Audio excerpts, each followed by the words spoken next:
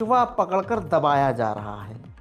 एक चीज बहुत सिंपल है, संभल में क्या हुआ अब किसी को एक्सप्लेनेशन देने की जरूरत नहीं है, वो कहानी हो चुकी।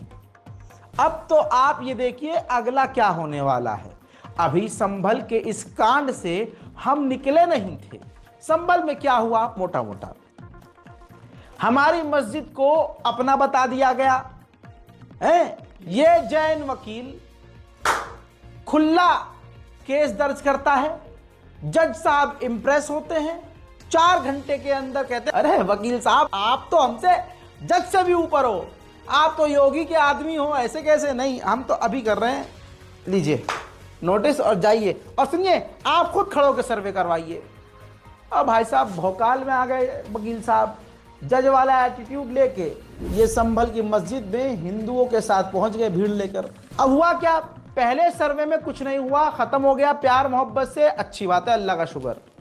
लेकिन हमें अल्लाह का शुक्र था, लेकिन उनको यह था कि नहीं हमारा तो यहीं दबा हुआ है, हमें तो यहीं से निकालना है, हमें तो यहीं ड्रामा करना है। ऐसे कैसे फिर, मतलब अदानी से दुनिया का ध्यान कैसे हटेगा कि अदानी को अमेरिका ने चोर साबित कर दिया है। उचक्का मोदी का बेस्ट फ्रेंड चोर है। अदानी के साथ कई देशों ने डील कैंसिल कर दी। यह खबर मेन स्ट्रीम मीडिया पर अगर आ गई तो फिर क्या होगा, तो कुछ न कुछ तो करना पड़ेगा। और हिंदू मुसलमान एंगल मोदी और योगी और अमित शाह के लिए सबसे आसान है। ये पैतरा फेंक दो, ये पैतरा कभी फेल नहीं होता, कभी फेल नहीं होता। डूबती हुई नैया भी उभर आती है इनकी, बस हिंदू मुसलमान ये कर दे। वही हुआ। अब क्या हुआ, संभल में गोली भी मुसलमान को मारी गई, मुस्लिम जवान शहीद भी हो गए। पुलिस कह रही है कि हम पर गोली चलाई, हम पे हमला किया। कौन पुलिस वाला मारा गया?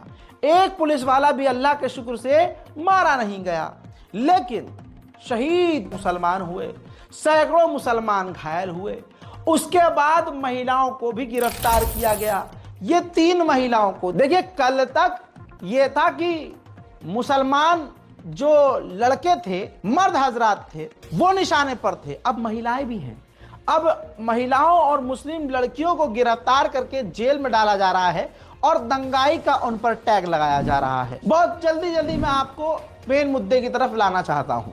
हजरात, इतना ही नहीं, मतलब हमारी मस्जिद हमसे छीनी जा रही है और हमारे ऊपर गोली मारी जा रही है, हमको कत्ल करके हमारे कत्ल का इल्जाम हम पर ही लगाया जा रहा है, और फिर हमारी औरतों को गिरफ्तार किया जा रहा है, हमारे ही घरों में घुसकर तोड़फोड़ की जा रही है, हमारे ही नेताओं पर एफआईआर की जा रही है, और हमारे हक में कोई भी बोल रहा है तो उसके खिलाफ एफआईआर की जा रही है। ये चल रहा है, ये मोटा मोटी आपको बता दिया है। और हजारों लोगों पर, हमारे अपनों पर ही एफआईआर करके सैकड़ों को गिरफ्तार करने की तैयारी की जा रही है। साथ ही पूरे हमारे ही इलाके को छावनी में तब्दील किया गया है। एक तरफा जुल्म हो रहा है, और ये पूरा खेल कौन खेल रहा है? हिंदू संगठन। आज आपको एक बात अपनी और याद दिला दूं, ऐसी बातें और भी लोग बोल चुके हैं, लेकिन मैं 4 साल पहले इस बात को बोल चुका था कि हमारे हर संस्थान में आरएसएस बीजेपी के लोग, खासकर आरएसएस के लोग पहुंच चुके हैं। हमारी लोकसभा सांसद के स्पीकर ओम बिरला, जो खुद आरएसएस के कट्टर मेंबर हैं, बताइए, जो लोकसभा में बैठा हुआ मास्टर है वो आरएसएस, देश की बड़ी बड़ी सेवा में काम करने वाला, न्यायपालिका में काम करने वाला, सिविल सर्विस में काम करने वाला, कंपनियों में काम करने वाला, सरकारी कोई संस्था है, प्राइवेट कोई संस्था है, उसमें बैठे हुए अगर 10 लोगों की कमेटी है तो उसमें 5 लोग आरएसएस के हैं, और वो 5 इंपॉर्टेंट है, सबसे बड़े पद पर हैं। ये सच्चाई है। तो अब हो क्या रहा है, कानून के रखवाले सरकार के इशारे पर कर रहे हैं सारा कांड। उधर अब न्यायपालिका दंगा रोकने के बजाय दंगा छड़वाने का सोचा छोड़ रही है। संभल नरसंहार में यह बात क्लियर हो गई कि मुसलमानों को न्याय नहीं मिलेगा, क्योंकि प्री प्लान्ड, ये सब कुछ प्री प्लान थी, मुस्लिम किलिंग प्री प्लान थी। अभी हम इसी में उलझे हुए थे। अभी हिंदुस्तान के मुसलमान इसी संभल के ही शहादत में उलझे हुए थे, सब दुखी थे कि उधर से एक और दंगे का इशारा, दंगे का अप्रूवल मिल गया। इस देश की सबसे बड़ी दरगाह और सबसे पुरानी दरगाह के खिलाफ किसी ठलुए ने, बेरोजगार ने, जिसके बाप और दादा को कोई नहीं जानता, उसने फाइल कर दी PIL की, जी इसके नीचे तो जो है हमारा मंदिर है। अजमेर शरीफ दरगाह में शिव मंदिर होने का दावा, याचिका दायर की और कोर्ट ने याचिका एक्सेप्ट कर ली और कोर्ट ने सभी पक्षधारों को नोटिस भी जारी कर दिया। सुनवाई के लिए 20 दिसंबर का दिन भी तय कर दिया। अब आप समझ लीजिए, यह हिंदुस्तान की सबसे पुरानी दरगाहों में से एक दरगाह है, जो कि सबसे बड़ी दरगाहों में इसका नाम आता है, और कह दिया इसको क्या, हिंदू मंदिर। यह सारा खेल पीछे से चल रहा है। कोर्ट ऐसी किसी भी याचिका को फौरन एक्सेप्ट कर रही है, और अगर कोई मुसलमान जाए और कह दे कि ये मंदिर के नीचे मस्जिद है और हमें तो चेक करना है, खुदवा के चेक करवाओ, ऐसी बात मुसलमानों की अच्छी नहीं लगेगी। और कोर्ट याचिका दायर तो छोड़िए, ऐसी याचिका दायर करने पर उन पर ही उल्टा केस कर देगी और जुर्माना लगा देगी। ये बात मानते हैं ना आप दोस्तों? अब गली की हर मस्जिद, मोहल्ले इलाके की हर मस्जिद के साथ साथ जो हिंदुस्तान की ऐतिहासिक मस्जिदें और दरगाहें हैं, सब खतरे में पड़ चुकी हैं। और इसी बहाने से पूरे देश के मुसलमानों का नरसंहार शुरू हो चुका है।